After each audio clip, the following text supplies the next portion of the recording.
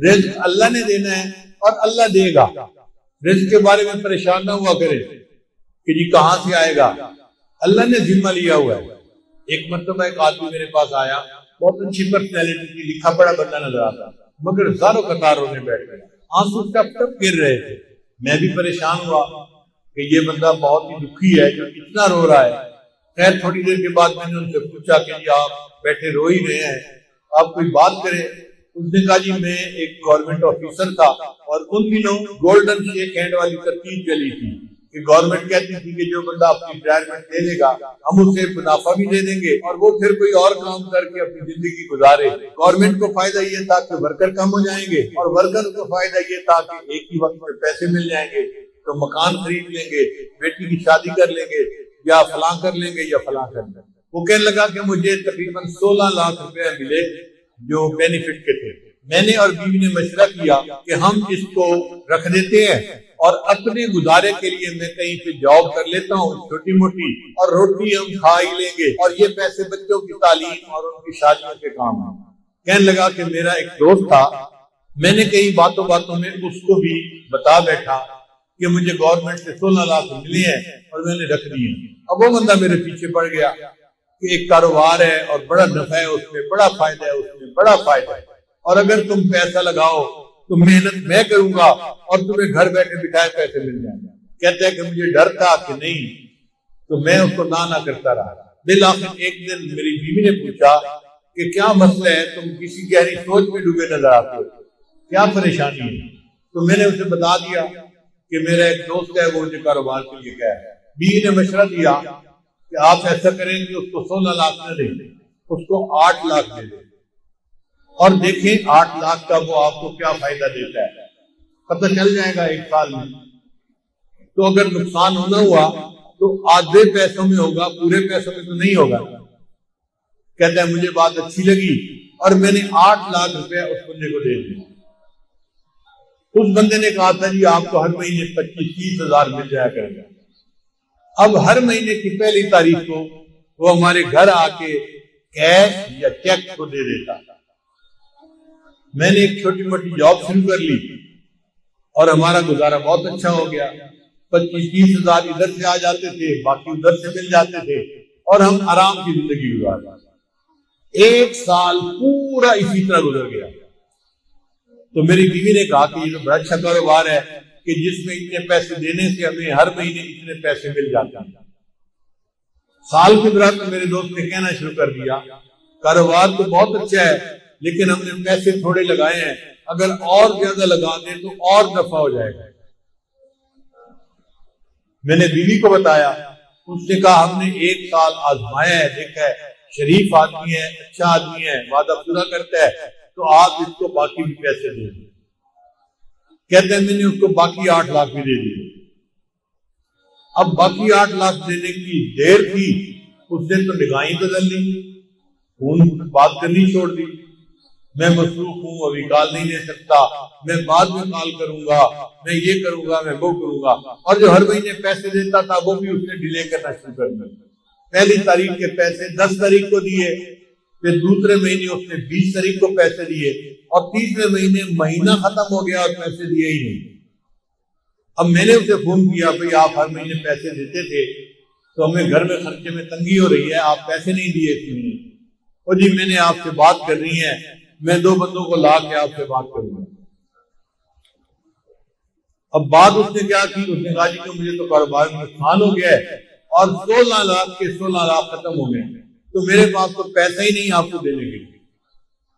اور جو بندے لے کے آیا تھا وہ بھی اسی کے سائز کے تھے، اسی طرح کے.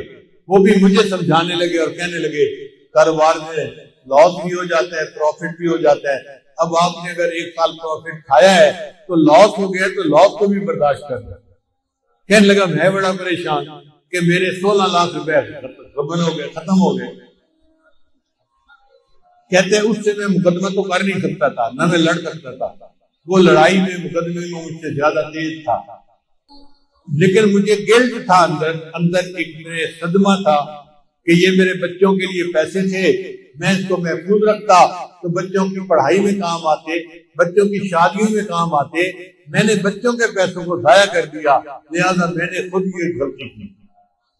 کہنے لگا کہ اب میرے اندر اتنا گلٹ ہے کہ بس ہر وقت آنسو بہتے رہتے ہیں اور مجھے سمجھ نہیں آتی کہ میں کیا کروں۔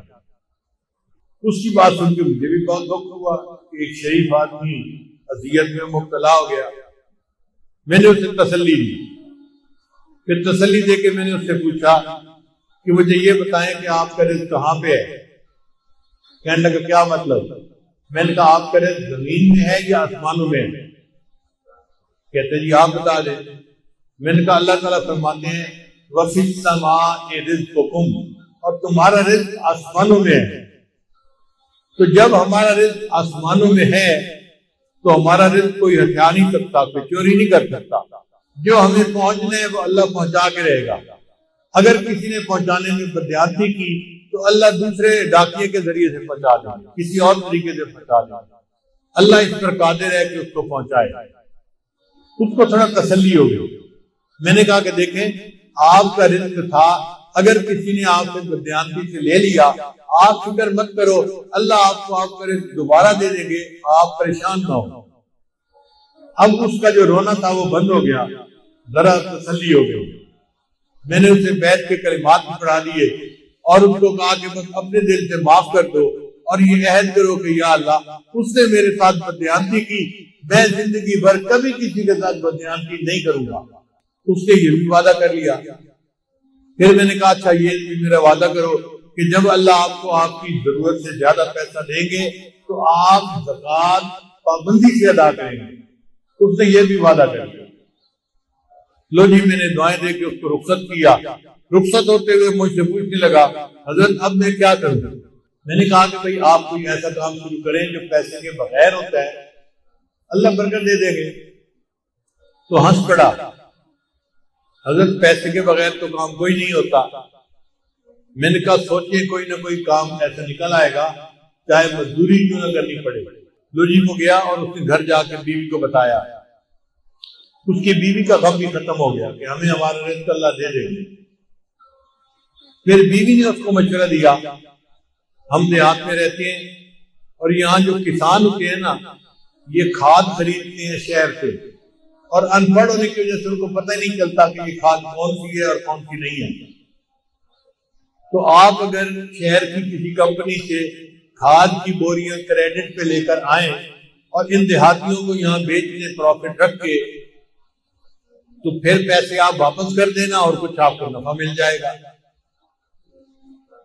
لو جی یہ بندہ کھاد کی کمپنی کے پاس گیا ملتان میں، ان سے بات کی کہ مجھے جی آپ 10 بوریاں دے دیں کریڈٹ پہ، میں آپ کو پیسے مہینے کے اندر واپس کر دوں۔ وہ کہ جی ہم تو آپ کو نہیں جانتے، ہم آپ کو کیسے دے دیں؟ یہ کہ جی میرے کاغذات دیکھو، میں اتنا آفیسر تھا گورنمنٹ کے اندر، یہ بھی مجھے جانتا ہے، یہ بھی جانتا ہے، یہ بھی جانتا ہے۔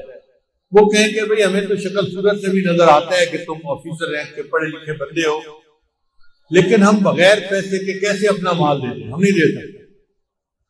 اب یہ بیچارہ روز جائے اور روز ان کی منت سے حاجت کرے کہ آپ لوگ میرا کام شروع کروا دیں۔ جو مینیجر تھا نا وہاں کا وہ ذرا رحم دل بندہ تھا، اس کو رحم آ گیا۔ ایک دن وہ کہنے لگا دفتر والوں کو کہ بھائی اس کو 10 بوری کریڈٹ دے دو اور گارنٹی میری ڈال دو، اگر اس نے پیسے نہ بھی دیے تو 10 بوری کے پیسے میں ادا کر دوں گا کہ چلو مجھ سے غلطی ہوئی، لیکن اب اس بندے کو 10 بوری دے دو۔ اس بندے کو 10 بوری مل گئی، یہ لے آیا، اس نے آ کے کسانوں کو بیچی، ہر بوری پہ 50-50 روپیہ اس نے نفع رکھ لیا، تو 10 بوری کا اس کو اچھا بھلا فائدہ ہو گیا۔ چنانچہ پھر یہ 10 کی جگہ 20 بوری لینے لگ گیا، پھر 30 بوری لینے لگ گیا، پھر 50 بوری، کرتے کرتے ایک وقت آیا کہ کمپنی والوں نے کہا جی ہم آپ کو پورا ٹرک کریڈٹ پہ دے دیتے ہیں۔ اب اس نے کریڈٹ پہ ٹرک لیا اور لوگوں کو تقسیم کی کھاد اور ان سے پیسے لے کے واپس دے دیے۔ پھر ایک ٹرک سے 2 ٹرک اور 3 ٹرک اور ٹرکوں میں کام شروع ہو گیا۔ اللہ کی شان دیکھیں، کوئی 6-7 سال کا عرصہ گزرا ہوگا، یہ بندہ ایک دن میرے پاس واپس آیا، مجھے کہتے ہیں الحمدللہ حضرت آج میں 16 کروڑ کی پراپرٹی کا مالک ہوں۔ 16 لاکھ اس کے ضائع ہوئے تھے، اللہ پہ توکل کی، اللہ نے برکت رزق میں ایسی دی کہ 16 کروڑ کی پراپرٹی کا وہ مالک ہے۔ تو ہم کیوں اس معاملے میں شک میں پڑے یا اپنے دل میں حرام لگائیں؟ دل میں تسلی رکھیں، اللہ نے جو ہمیں دیا ہے وہ اللہ نے ہمیں پہنچا کے رہنا ہے۔ جب اللہ نے پہنچا کے رہنا ہے تو ہم حرام کی طرف کیوں ہاتھ بڑھائیں؟ اس لیے جو چیز شک میں ڈالے اس کو چھوڑ کے اس طرف آ جاؤ جو چیز شک میں نہیں ڈالتی۔ اللہ تعالیٰ ہمیں ایسے صاف پاک معاملات کرنے کی توفیق عطا فرمائے۔